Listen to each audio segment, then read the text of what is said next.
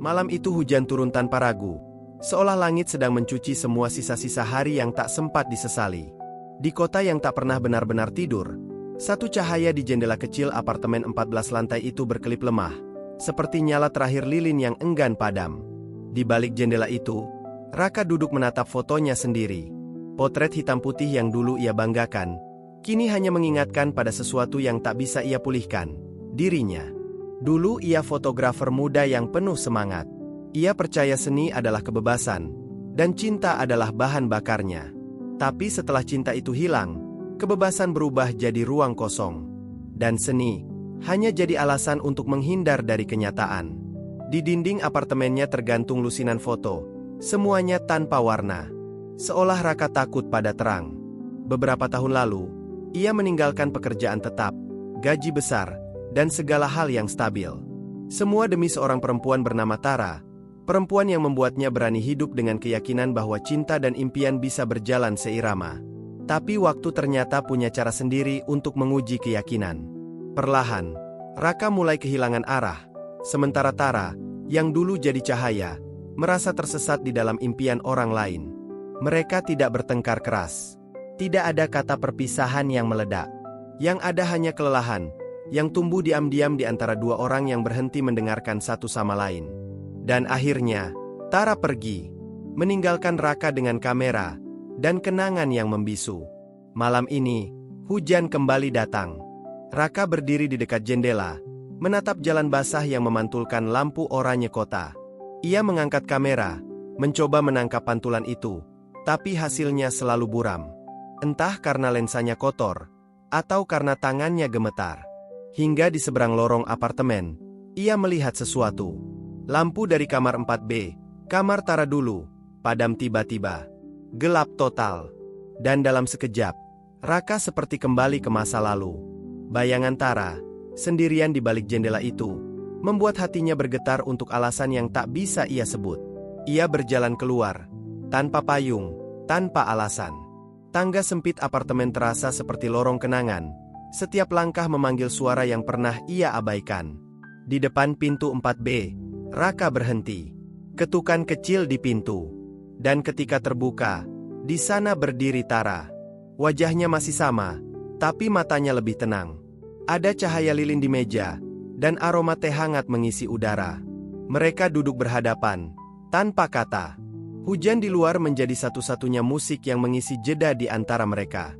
Lalu, perlahan, Tara bicara, bukan dengan nada menuntut, tapi seperti seseorang yang akhirnya berani membuka jendela setelah lama hidup di ruangan gelap. Ia berkata bahwa dulu ia mencintai keberanian Raka, tapi tidak siap menjadi penonton dari hidup seseorang yang terus berlari. Setiap hari terasa seperti menunggu pintu yang tak pernah dibuka.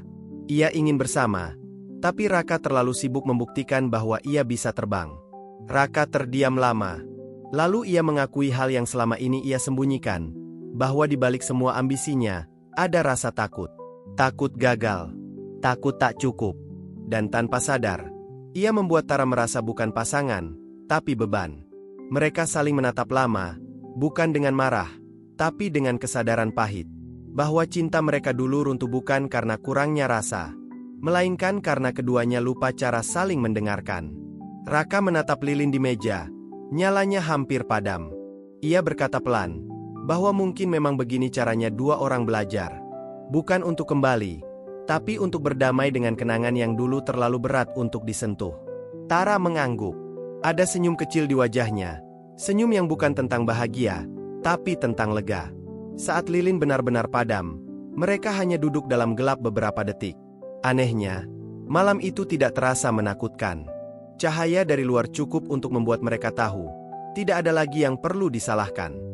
Ketika Raka pulang ke apartemennya, hujan sudah berhenti.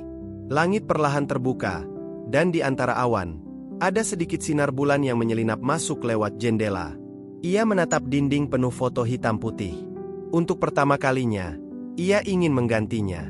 Ia mengambil kamera, menyalakan lampu, dan menatap lensa. Klik. Satu foto baru. Berwarna. Hari-hari setelah itu, Raka mulai kembali memotret. Tapi kali ini tanpa obsesi, tanpa kejaran kesempurnaan. Ia memotret kopi yang beruap, tangan-tangan orang asing di pasar, sinar sore di jendela tua. Hal-hal sederhana yang dulu ia abaikan. Kadang, ia melihat Tara di lorong apartemen, membawa buku atau kantong belanja kecil. Mereka saling menyapa singkat, ramah, tenang, tak canggung. Karena kadang, kedewasaan bukan soal melupakan, tapi soal bisa melihat masa lalu tanpa ingin memperbaikinya lagi. Dan di malam-malam sunyi, ketika Raka menatap hasil fotonya yang baru, ia sadar. Warna yang ia cari selama ini tidak pernah hilang.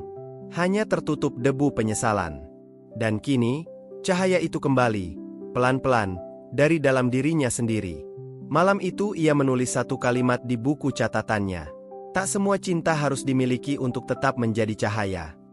Kadang, kita berpisah bukan karena berhenti mencintai, tapi karena akhirnya belajar mencintai diri sendiri dengan cara yang lebih benar. Dan di titik itu, gelap bukan lagi menakutkan. Ia hanya ruang bagi cahaya baru untuk lahir.